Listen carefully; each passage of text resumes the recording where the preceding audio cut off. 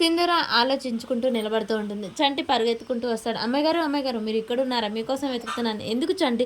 మీరు ముందుకు రాండి అమ్మాయి గారు. మీరు ఫస్ట్ రాండి అని చెప్పేసి సింధూర చేపట్టుకొని బయటకైతే లాక్కొస్తాడు. అలా సింధూర చేపట్టుకోవడం చూసి రేణుక, భవతి, చాముండి అందరూ షాక్ అయి చూస్తుంటారు.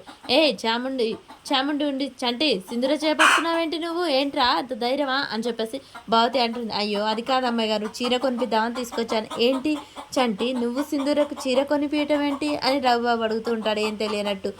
అది కాదు అబ్బాయి గారు, నేను కాదు, నేను ప్రేమించిన అమ్మాయి గారికి చీర కొనియడానికి అమ్మాయి గారిని తీసుకొచ్చాను అని చెప్పగానే చక్రం సంతోషపడుతూ ఉంటాడు. ఇక సింధూర అలా చూస్తూనే ఉంటుంది. అమ్మాయి గారు నేను ప్రేమించిన అమ్మాయికి మీరు ఒక మంచి చీర సెలెక్ట్ చేయాలి. చూడండి చూసారా అసలు ప్రేమించిన అమ్మాయికి చీర అప్పుడే తీసుకోవడం ఏంట్రా? అమ్మగారు ఇచ్చిన డబ్బులు నా దగ్గరే ఉన్నాయి, అందుకే తీసుకుంటున్నాను అని చెప్పాను. చూసి నేర్చుకోండి చంటిని. చూడు తను పెళ్లి చేసుకోముందుకే ప్రేమించిన అమ్మాయి కోసం చీర కొంటున్నాను, మీరు ఉన్నారు ఎందుకు దండగా అని చెప్పేసి రేణుక భవతి ఇక వాళ్ళ ఆయనలు తిడుతూ ఉంటారు. ఇక సింధూర అటు చూస్తూ ఉంటుంది. అమ్మాయి గారు చూడండి అమ్మాయి గారు మంచి చీరలు అనగానే చీరలు ఆయన అన్ని మంచి మంచి చీరలు చూపిస్తూ ఉంటాడు. ఇక ఈలోపే సింధూర ఉండి ఏంటంటే చంటి నువ్వు ప్రేమించిన అమ్మాయి ఎలా ఉంటుందో తెలియదు కదా, ఎలా చీర తీసుకోవాలి అని చెప్పేసి సింధూర అడుగుతూ ఉంటుంది.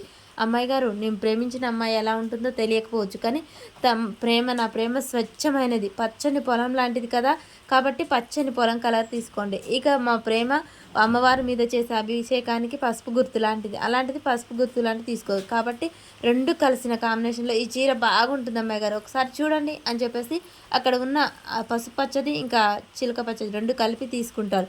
అబ్బా చంటి ఎంత మంచి సెలక్షన్ చూసండి, 5 నిమిషాల్లో చంటి మంచి చీర తీశాడు, ఎంత బాగుందో ఈ చీర అని చెప్పేసి అనగానే అమ్మాయి గారు ఇది బాగుందా?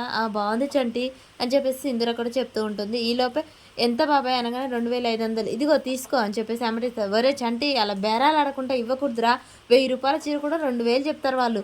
అమ్మగారు నాకు నా ప్రేమకు గుర్తుగా ఇస్తున్నాను, బేరాలు ఆడటం నాకు ఇష్టం లేదు, నా ప్రేమ కోసం నేను ఎంతైనా ఖర్చు చేస్తాను, ప్రేమ కోసం నేను బేరాలు అస్సలు అందరూ మీలాగుంటారమ్మా బేరాలు ఆడటం అనగానే ఏంటి అదేనమ్మా మీలాగా మంచి మంచి బేరాలు ఆడటం రాదు కదా అని చెప్పేసి అందరూ మీలాగుంటారు దొంగ మొఖాలు అని చెప్పేసి పట్టలేడు అనుకుంటూ ఉంటాడు ఇక.